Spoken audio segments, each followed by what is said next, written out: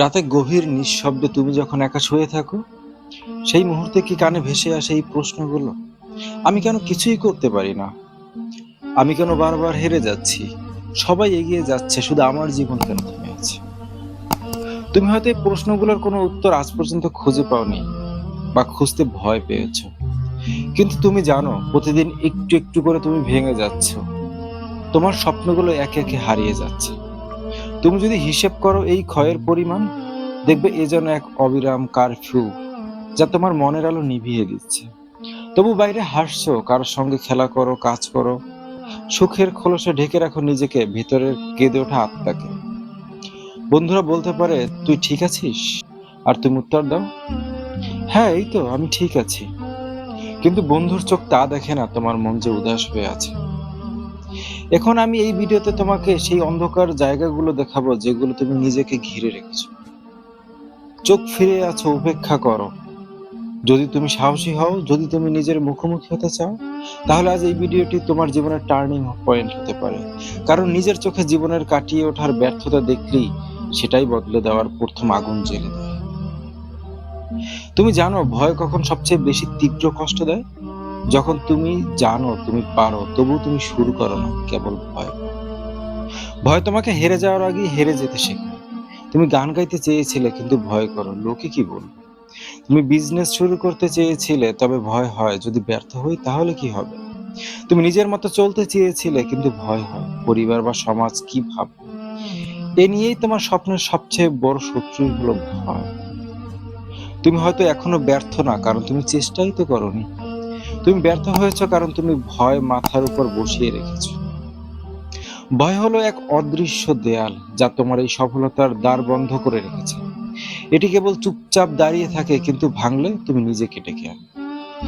ভয় তোমাকে কাছ থেকে দূরে সরিয়ে রাখে, স্বপ্ন দেখা, সাহস, আত্মবিশ্বাস সবকিছুই বিসর্জন দিয়ে দেয় ভয়।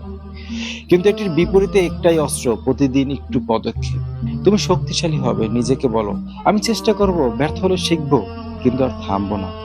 এই বাক্যই তোমার মনকে বদলে দিতে পারে। তুমি হয়তো অনেক কিছু জানো, অনেক কিছু পারো, অনেক কিছু শেখো, কিন্তু নিজের উপর বিশ্বাস রাখো না। নিজেকে নিয়ে অস্থির প্রশ্ন করো, আমি কি পারবো? আমি কি যোগ্য? এই সন্দেহ, এই আত্মবিশ্বাসের অভাবই তোমার দ্বিতীয় বড় শত্রু। কারণ কেউ যদি নিজেকে না বিশ্বাস করে, পৃথিবী কিভাবে তাকে বিশ্বাস করবে বলো? তুমি অন্যদের সঙ্গে নিজেকে তুলনা করো, অন্যদের সফলতার হাইলাইট গুলো দেখো, ব্যর্থতার গল্পগুলো সম্পর্কে জানো না। কিন্তু তুমি কি জানো, সফলরা 100 বার হেরেছে, তারপর সে সফল হয়ে উঠেছে। নিজের আত্মাকে ব্যক্ত করে বলো, আমি পারি, আমি পারবো, আমি চেষ্টা করবো, আমি সফল হব। এটাই আত্মবিশ্বাসের প্রথম চাবিকাঠি। আমাদের ব্যর্থতার মাঝে তৃতীয় যে কারণটি আসে, তা হচ্ছে আলসেমি।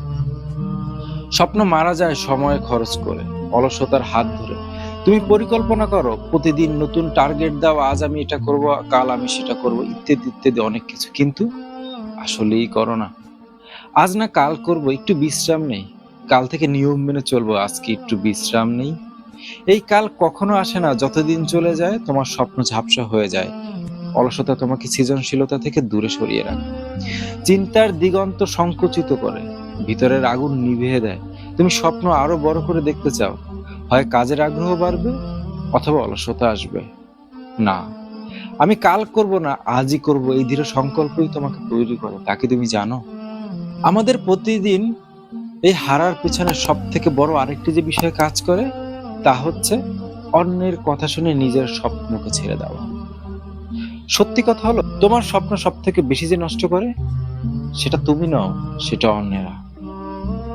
তারা বলে, এটা দিয়ে কিছুই হবে না, তোর মধ্যে ট্যালেন্ট নেই, তুই পারবি না। তুমি তাদের কথাকে জীবনের নিয়ম বানিয়ে নাও, কিন্তু প্রশ্ন হলো, তারা কি তোমার স্বপ্ন বুঝে? তারা কি তোমার ভিতরের আগুন দেখে? হয়তো না। তারা শুধু নিজের সীমাবদ্ধতা তোমার উপর চাপিয়ে দেয়, যাতে তুমি অন্যের মতো করে ভাঙো, অন্যের মতো করে ভাবো। এর ফলে তুমি যখন নিজের কথার, নিজের স্বপ্নের মূল্য দিতে যাও, সেটাও ছেড়ে দাও।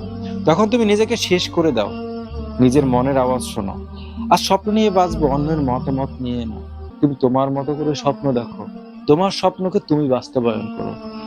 অন্যেরা তো কত কিছুই বলে, তুমি যখন প্রতিষ্ঠিত হবে, স্বপ্ন বাস্তবায়ন করবে, তখন অন্যেরা তোমাকে বাহবা দিবে।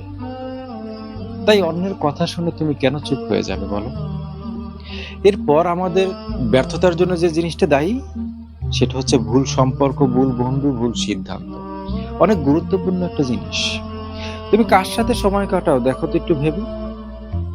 সে এক ধরনের মানুষ তৈরি করে তোমাকে। তোমার বন্ধুরা কি তোমার স্বপ্নকে উৎসাহিত দেয় নাকি ডিমোটিভেট করে? লোকেরা কি তোমাকে বলছে তুই পারবি নাকি বলছে তুই কিছুই করতে পারবি না? কাছের মানুষ যদি তোমার স্বপ্নকে ছোট করে দেখে, তোমার প্রতি সম্মান কম দেখায়, তাহলে বুঝে রেখো তুমি ভুল জায়গায় আছো, ভুল সম্পর্কে আছো, ভুল বন্ধুত্বে আছো। ভুল সিদ্ধান্ত এগুলো আত্মার বিষ, যা তুমি নিজে খেতে খেতে ধীরে ধীরে জীবনের শক্তি হারিয়ে ফেলেছো। তুমি যদি উন্নত মানুষ হতে চাও, জীবনে উন্নত মানুষের সঙ্গে চলো। ভুল মানুষ থেকে নিজেকে মুক্ত করো। এই জীবন তোমার, সিদ্ধান্ত তোমার, সিদ্ধান্ত তোমাকেই নিতে হবে। এরপরে যে জিনিসটা আমরা সব থেকে বেশি ভয় পাই, যে জন্য হেরে যাই, ব্যর্থতার ভয়। ব্যর্থতা থেকেই শিক্ষা নেওয়া উচিত, তা কি তুমি জানো? ব্যর্থ হয়ে যাওয়া কোনো অপরাধ নয়, ব্যর্থ হয়ে যাওয়া কোনো অপমান নয়। কিন্তু বারংবার ব্যর্থ হওয়া, তবুও শিক্ষা না নেওয়া, এটা হলো অপরাধ। ভুল করে শিক্ষা না নেওয়া হলো জীবনের স্বপ্ন নষ্টের অন্যতম মূল কারণ। তুমি হয়তো প্রেমে ব্যর্থ হয়েছো, চাকরিতে ব্যর্থ হয়েছো, টার্গেট পূরণে ব্যর্থ হয়েছো, তবে তুমি শিখেছো। প্রতিটা ব্যর্থতা, প্রতিটা ভুল করা থেকেই তুমি শিখেছো। লিখে রেখেছো কোন কারণে ব্যর্থ হলো, কি ভুল করেছিলে, পরের বার কোন পথে আগাবে, কোন পথে দাঁড়াবে। সফল মানুষেরা ব্যর্থ হয়, তারা বলিয়ান ভাবে ভেঙে পড়ে না, তারা বেরিয়ে আসে, শিখে উঠে দাঁড়িয়ে নতুন ভাবে লড়ে। তুমি যদি ব্যর্থতা থেকে শিক্ষা গ্রহণ করো, তবে তুমি নিজেকে পরিশ্রমী বানাতে চলেছ। যদি তুমি শেখো, পরিপূর্ণভাবে বোঝো, এটাই তোমার লাফিয়ে ওঠার পথ। তোমার ব্যর্থতা প্লাস শিক্ষা, এই দুই মিলেই হয় তোমার সফলতা। তা কি তুমি জানো? তুমি যদি এতক্ষণ মন দিয়ে কথাগুলো শোনো, তথাপি নিজেকে প্রশ্ন করো, আমি কোন দলে থাকতে চাই? ভয়ভিত্তিক, আত্মবিশ্বাসহীন, অলস, অন্যদের কথা মেনে শিক্ষা গ্রহণে ব্যর্থ এই দলে? নাকি তুমি এমন নিজেকে গড়ে তুলবে একজন মানুষ হিসাবে যে ভয়কে দমন করবে, নিজেকে বিশ্বাস করবে, কর্মশক্তি ধরে রাখবে, ভুল সম্পর্ক ছেঁটে ফেলবে এবং ব্যর্থতা থেকে শিক্ষা নিয়ে উঠে দাঁড়াবে? আজ তোমার একটাই প্রতিজ্ঞা হলো, আমি আর ভাঙবো না, আমি নিজের আত্মাকে গড়বো, আমি নিজেকে জিতবো, আমি জিতবো। এই বাক্যটি কেবল শব্দ নয়, এটি একটি অগ্নিধারা, আত্মার পুনর্জন্মের প্রতিজ্ঞা। এটি একটি শব্দ নয়, এটি তোমার জ্বলে ওঠার আত্মবিশ্বাস। আজ থেকে শুরু করো, নিজেকে বলো, আমি আর ব্যর্থ হব না, আমি এবার জিতবো। এটি হোক তোমার জীবনের মোড় ঘোরানোর দিন। তুমি পারবে, হ্যাঁ, আমি আবারও বলছি, তুমিই পারবে। যদি এই ভিডিও তোমার মনে কিছু আলো জ্বালাতে সক্ষম হয়, শেয়ার করো কারোর সঙ্গে যে আজ হার মেনে গেছে, আজ সে ব্যর্থতার গ্লানি নিয়ে টানছে। হয়তো তোমার এই পরামর্শই তার জীবনের বন্ধ পথ খুলে দিবে, তার জন্য নতুন পথ আলোর দিশের হয়ে আসবে।